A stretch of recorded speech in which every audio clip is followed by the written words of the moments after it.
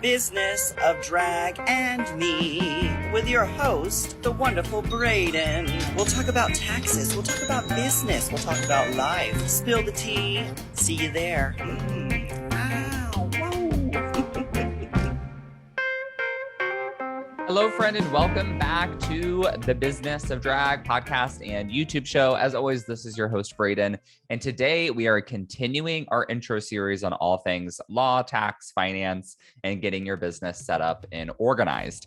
Today, we are covering back taxes, which I know is a scary topic, but based on the conversations I've had so far with drag queens and other professionals, I know that this is a very common issue and topic that needs to be discussed. Now, remember, I'm walking you step by step through my book, Unfuck Your Biz. I cover back taxes in chapter 9. So if you want to learn more about what we cover in this video, you can always grab a copy. I also have trainings on back taxes inside of a bonus course that you get access to when you join my course, which is called Business of Drag Basics. If you want to learn more about that, you can, I kind of have a workaround that you can go through to get like a super special rate on it. If you go to my website and download my bookkeeping template, then you will get dropped into a special sign-up page where you can get the full course for $30. Technically, it's 2 courses. So we have a little book on that as well, which is all about back taxes. So without any further ado, let's get into it. I'm going to be doing a little bit of a read along for some sections of this because, you know, sometimes when you've already done all the legwork, it's like, why reinvent the wheel? You know what I mean? So let's talk about our back taxes. So here's our introduction. All right. So first things first, I want you to check in on your current tax situation. How are you doing? Put yourself in one of the following categories. Okay, so one of the following categories. 1, I'm absolutely crushing it. 2, I'm doing pretty okay. 3, I'm paying quarterly taxes and keeping my books up to date, but my systems could likely be improved. 4, I'm not paying quarterly taxes, but I filed my tax returns on time each year and don't owe any back taxes. 5, my tax filings are up to date and I'm already on a payment plan for back taxes. 6, my tax filings are up to date. I owe back taxes and I currently don't have a solid plan for them. And 7, I'm just point blank period behind on taxes. This video is going to be really helpful for you, in particular if you answered 5, 6, or 7 of those questions. If you answered 1 through 4, you probably don't need to listen to this video super closely. But you'll be ready to skip ahead when we get to the next parts. If you answered number 5, you're gonna want to quickly pay attention to this video and make sure that you're on the right track. So with that in mind, I want to pop up here on the screen a visual that the IRS actually gives us. This is called the Taxpayer Roadmap. And you can see it looks like a convoluted mess. It kind of looks like the New York City metro system, but maybe even more complicated with more stops. But I just want us to broadly look at this. Okay, so we have tax return preparation, processing, exam, all these different areas. And I'm going to put the link in the description for where you can find this roadmap, because if you currently owe back taxes, despite how confusing this may look, this roadmap may be your best friend. So let's zoom into a particular area. Okay, so the cool thing about this roadmap is when you're on the IRS website, you can actually zoom into particular sections. So just for an example, let's zoom into this broad area that says collection. It's the red part. And then if we look even closer, we see one kind of caution symbol that says notice of intent to levy and right to a collection due process hearing. So we can click on that. And then there's going to be a box explaining what that step is. So we'll pop that up on the screen. And what this is doing is if you get a letter in the mail from the IRS and it says letter 3172, you can put that in the search box on this website, or you can find it in this roadmap and click on it. And then when you do that, it's going to tell you what the letter is, where you are in the process, and how you can respond to that letter. So that's super helpful. It's always good to work with a tax professional. Well, I shouldn't say Well, it is always good. It's not always necessary or worth the money that you're going to spend on it, if that makes sense. So you can use this roadmap to figure out where you are in the process. And what I mean by that is how close you are to going into collections. And I'm going to dive into that more in a moment. But first, let's go through an abbreviated version of what this back tax system and process looks like. So I've made my own much simpler chart. We'll pop that up on the screen, and you can excuse my amateur graphic design skills. We're going for simplicity here, not beauty. So this is essentially an overview of what our tax system looks like with the IRS. So you prepare your tax return. That's the first box. All right. So tax preparation, you hire a tax preparer. Maybe you do it on H&R Block, TurboTax, one of their competitors, whatever. You prepare your tax return and you file it. And then it goes into processing.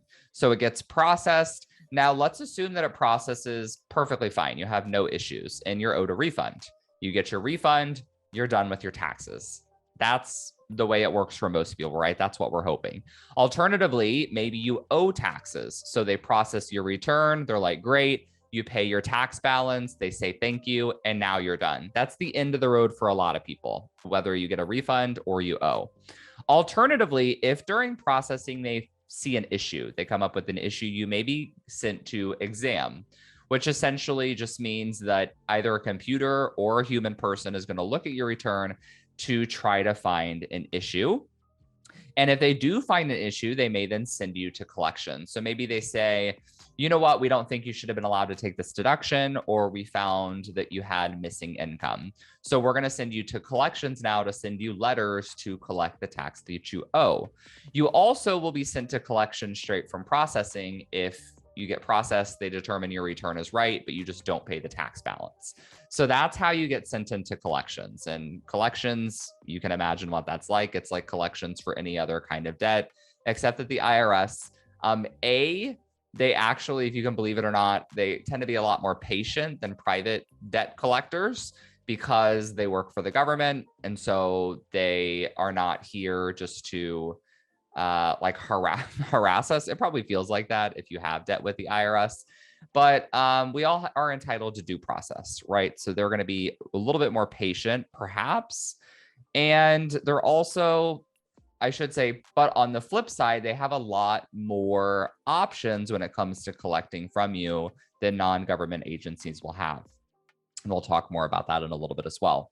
Now, we also have appeals and litigation. These are steps that you would go through if your tax return got examined and you don't agree with the result. Okay, maybe you got pulled for an audit. The auditor says you owe X amount of money. You don't agree with that. So you're going to appeal. And they have the option of whether or not to accept your appeal. And then if you don't like the result in appeals, you can file a suit in tax court against the IRS. And this is it's kind of like small claims court. It's kind of like Judge Judy. It's not super formal. You don't have to have an attorney to go to tax court. But at the end of the day, we're talking, this is like real down the line. This is probably now a couple years after you've gotten letters from the IRS that you would make it to tax court. So we're not going to talk a whole lot about appeals or litigation in this video. Instead, let's talk a little bit now about processing. So during the processing phase, this is where our IRT comes in, IRT program. That stands for Information Returns Program. So reflect back in our earlier part on our conversation about 1099s. I shared with you the point of us sending 1099s is so that the IRS can match deductions with income, right? If I hire you to do a gig, I pay you $2,000 cash, and then I want to take a business deduction because maybe, you know, it was like a holiday party that I hired you for, or a brand photo shoot, whatever. I'm going to take a tax deduction, and then I'm legally required to send you a 1099 in order to be entitled to that deduction. And then the IRS is going to expect for that 1099 to show up on your tax return. And if it doesn't, that's pretty easy for the IRS to find because that's all computerized through their information returns program. And that's how an issue could pop up in processing, and you could go straight into collections for that. And really all that means is they're going to send you a letter with a particular number on it that says, hey, you didn't report this 1099, so we're going to estimate that you owe us X amount of tax. And most people say, okay, yeah, that's fine. Here are your taxes. So that's how that works. Other types of informational forms are K1s. So a K1 is similar to a 1099, but those are issued by payment processors. So if you collect a lot of money through PayPal, Venmo, I'm trying to think of other examples. Those are the big two. I don't know about Cash App because I don't know if Cash App technically has like a business program, but Venmo, PayPal are the big ones. Stripe. So I get all of my payments through Stripe. So I get a 1099K from Stripe every year. Those need to be reported on your tax return as well. So my quick tip on that is whenever you go to file your taxes or give your forms to your tax preparer, go and look at every place where you take payments to see if you have a 1099, because they don't often actually mail those to you. You have to like log in and download them. Okay. So one thing I've noticed, or I've been told, I should say, is that a lot of bars and a lot of other places that are hiring drag professionals don't send 1099s. Usually that's a them problem, right? So if they owe you a 1099 and you don't get one, you are legally required to report that income anyway. If you don't get the 1099, that's kind of on them. It's not really on you. However, if you're expecting 1099s, it's not a bad idea to ask if they're going to send them to you, simply because you don't want to file your tax return early and then get those 1099s after the fact. Then you have to go amend your tax return. It's a huge pain in the ass, and I do not want that for you. I personally think that a lot of people that are hiring queens and other performers and not issuing 1099s are doing themselves a disservice. They're doing you a disservice, because things are just not being handled the way that they should be. And that has a domino effect in a lot of areas, but that will probably and most likely will be a topic for another episode. I also mentioned that an IRT, so this information returns program, can result in you getting a letter. If you didn't report a particular tax form, that letter is often what they call a CP 2000. And a CP 2000 is simply a letter saying, hey, we expected this form, we didn't get it, here's the amount that you owe. My only note on this is don't always assume that a CP 2000 is correct, because the IRS sends them out wrong all the time. What often happens, so I also mentioned a second ago that it's possible that you could have already filed a return and gotten a 1099 later. If that's the case, maybe you never got the 1099, you could respond to that CP 2000 and say, hey, I actually never received this 1099 from this person, but I actually did report the income. So no, I do not owe taxes on it. You can ask for an abatement over the phone if you call the IRS. An abatement's just a fancy word of saying, like, knock out that tax, I don't actually owe it. And they may be able to do that for you. They may also request for you to respond in a formal letter. That's kind of your best case scenario for a CP 2000. They may, although, as I noted earlier, require you to file an amended tax return. So those are just some quick tips. All right, so now let's talk about our exam square. That is the orange one. This is where we think of, like, you probably think of IRS audits. You're like, wow, that sounds terrifying. I don't want to deal with that. There are three types of audits that fall into this exam area. One is a correspondence audit. That just means that they're going to audit you via letters. So it's like a back and forth, which is great. Most of us don't want to talk to an actual person from the IRS. That is kind of the least serious type of audit. So if you get pulled for a correspondence audit, don't freak out about it. Hopefully you're going to have everything that you need to respond to those letters. The second type is an office exam, which is where you're going to go to the IRS's office. You're going to bring all your tax documents with you, and you're going to hash it out at their office. And then the third is a field audit, where they're going to go to your place of work. Solopreneurs, freelancers, those types of folks like you and I, we don't get pulled for field audits very often. Those are usually much more serious for much higher levels of tax debt. Typically think you've seen movies where they have like federal agents going into offices, taking all their boxes out. It's not even really that serious, but think more of that scenario. Large companies that owe a lot of money, or people who are maybe trying to intentionally hide their income, would get pulled for a field audit. If you happen to get pulled for a field audit, that's when you would probably want to hire a tax attorney. but we're not going to worry about that. It's probably not going to happen. Okay. In the book, I do go into a little bit more detail about audits. We're not going to talk about that in great detail here. My only note for you is this is where our bookkeeping and our systems and processes really come in handy, right? To do our tax return, we have to do enough bookkeeping to know how much money we made and how much money we spent, but we don't really need a lot of other organization. We don't have to have receipts to file our tax return. Those receipts we keep around in case we ever get audited so that we can prove the deductions that we had. So when it comes to an audit, it's all about being highly, highly organized. So just keep that in mind. I also noted earlier appeals and litigation in our flowchart. Those we're not going to talk about more here. I do discuss that in this bonus course that you get access to, like I mentioned, when you join Business of Drag Basics. So finally, let's talk about collection, because collection, when it comes to back taxes, is our most important part. Because if you're watching this video with the thought in mind of like, oh shit, Braden, I do owe back taxes, you probably are in collections, which is what's prompted you to watch in the first place. So there are a few ways you could end up in collection, and I have them highlighted in my book. So I'm just going to read through it real quick. You could end up in collection if you owe taxes and you do not pay the tax when you file.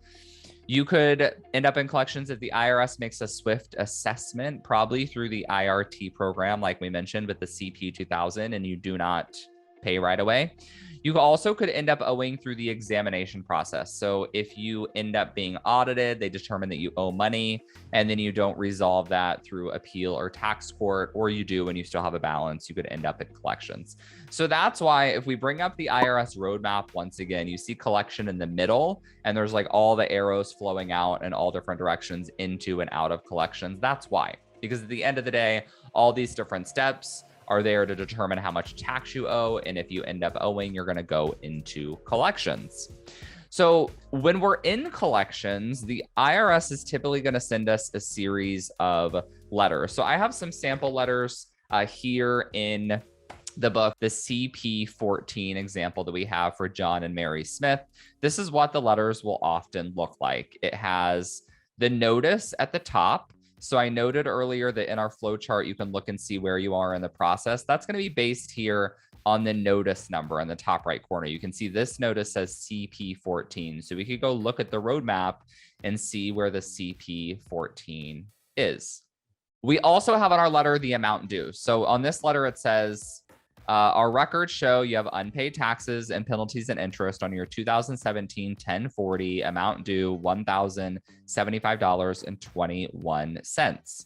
If you already paid your balance in full, please disregard the notice. If you already have an installment or payment agreement in place for this tax year, then continue with that agreement. If not, they're obviously going to want you to pay.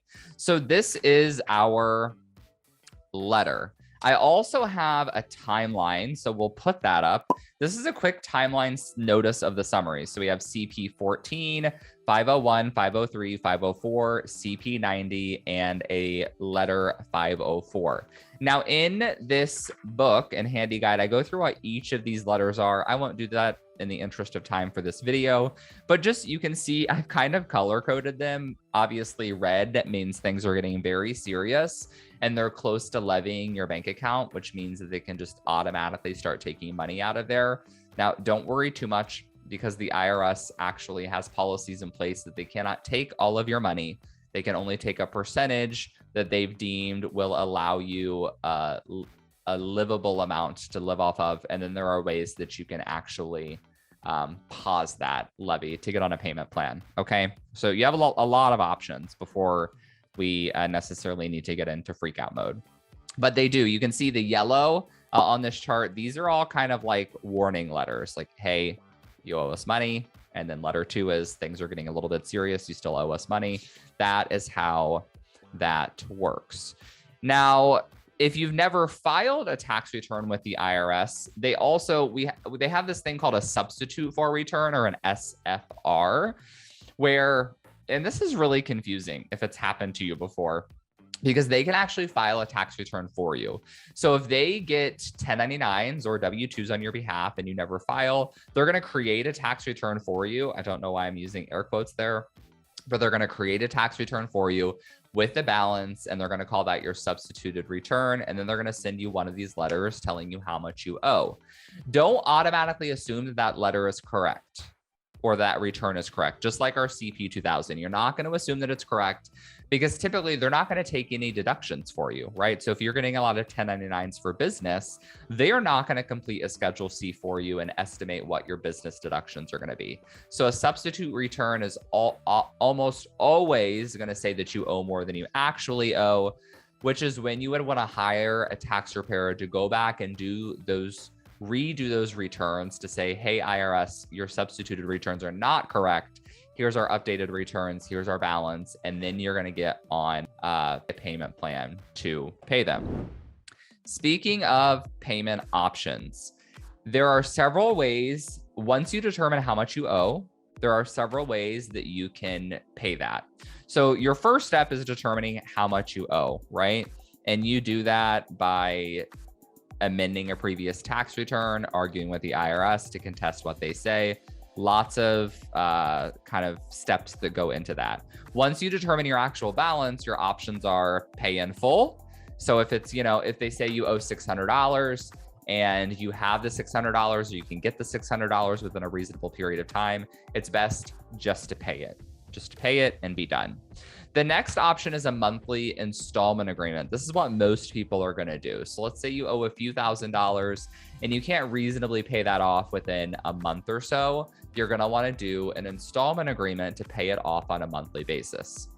Some other options, bankruptcy, not something to take lightly. That's a pretty serious step, but if you have a lot of debts, it's something to consider. You would want to consult a bankruptcy attorney for that because bankruptcy has a lot of benefits, but also serious ramifications. Not something I'm an expert on.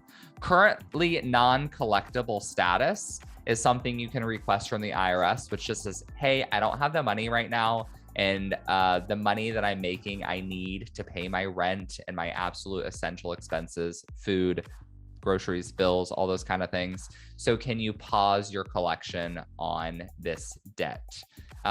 If you can prove need, they're pretty amicable in agreeing to that. An offer and compromise is something you can do where you owe a fairly significant balance in comparison to your ability to pay.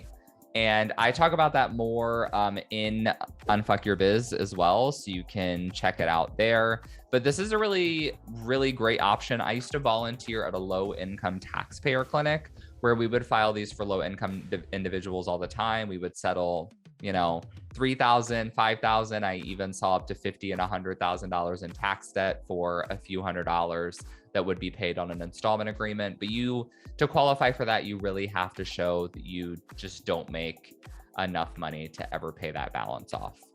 So those are your general options when it comes to paying down these tax debts. So a little bit more on installment agreements. There are different types of installment agreements. You don't really need to worry too much about those different types. Just know that some installment agreements are basically approved like automatically if you don't have a lot of history with tax debt up until now, and you're able to pay it off within a relatively reasonable amount of time, like within a year. If you can pay it off within a year, then typically they're just going to automatically approve it. If you owe a lot more money, so where we see this is we have people who are on paper fairly wealthy, but maybe they have a ton of expenses. They've just mismanaged their money pretty severely. They have, so I spoke to an individual one time who had hundreds of thousands of dollars in tax debt, and their average spending was about $30,000 a month, to the point where this woman said, well, I have a $5,000 a month kind of shopping budget, and she didn't want to give that up. And obviously, if you try to get on an installment agreement with the IRS, that's not going to fly, and they're probably not going to approve it. So it was like a Lucille Booth kind of situation, if you can picture that. So that is our breakdown on back taxes. Now, hopefully you found this helpful and interesting. It wasn't meant to be extremely comprehensive, but just meant to give you a sense of direction. The whole kind of point of my framework, Unfuck Your Biz, is that we have to untangle the messes that have been created before we can start fresh. right? So I taught you about tax basics. Now we've talked about back taxes. You want to get a system to get your back taxes under control. If you owe them, you want to get on an installment agreement and get all of that figured out. And then once you've kind of cleaned up this mess, it's a good time to start fresh. Okay. I did have one more note on back taxes actually. And that's when it comes to installment agreements, we want to think about the fact that you're paying back taxes, but you also likely still need to be saving for taxes on your current income. All right, this is really important. Otherwise, what I see happen is people will get on an installment agreement, but they don't save for current taxes. And once they get the installment agreement paid off, they end up owing taxes for this year, next year when they file. Hopefully that made sense. So then they have to get on another installment agreement. And I call it the 𝗗𝗜𝗦𝗖𝗟𝗔𝗜𝗠𝗘𝗥𝗦 cycle because it's just a circle that continues. So what we need to do when we figure out how much you should be paying to the IRS is figure out how much you need to be paying for current taxes, and then determine how much you have left over to pay for your back taxes and use that as the number on which you base your installment payments. So I know that's a little bit confusing. Inside my courses, I have guides and everything that walk you through that. Of course, if you become a one-on-one client at Drag Tax, we can help you with this on a more one-on-one basis. And if you have questions, go to my website. You can set up a free kind of discovery call because I know back taxes are a little bit scary, a little bit serious. They're not something that you maybe just want to drop a comment on YouTube about, although feel free if you want to do that. If you have any questions, comments on this video, drop them in the comments. If you're watching or if you're listening in the podcast app, thank you so much for doing that. As always, make sure to like, subscribe, leave a review, all those things. It's all helpful in order for me to get this out to more individuals. So thank you so much for tuning in to another episode. I will be back on the next one to go through our small business blueprint, which is going to share with you how to actually set up your business structure and get all of your licenses. When you're ready, I will see you there. Hi everyone, it's me, 𝗗𝗜𝗦𝗖𝗟𝗔𝗜𝗠𝗘𝗥𝗦 season 12, RuPaul's Drag Race. Do you need help doing your taxes? Of course you do. You're stupid, but you're pretty. You might be a drag queen and you can do dips and splits and all of that other stuff. You can grab $1, $2, but are you paying Uncle Sam? If you don't know how, you need help, and that's why you need Business of Drag. That's right, you need Business of Drag. Taxes are a drag. Tune in for help from a pro. All right, all you drag performers out there, taxes are stressful. We all know tax season. Taxes are stressful, stress causes wrinkles, and filler is not deductible. Hire us for help. You need it. You really, really do. Hey everyone at home. Oh, there goes my titty. That is not deductible.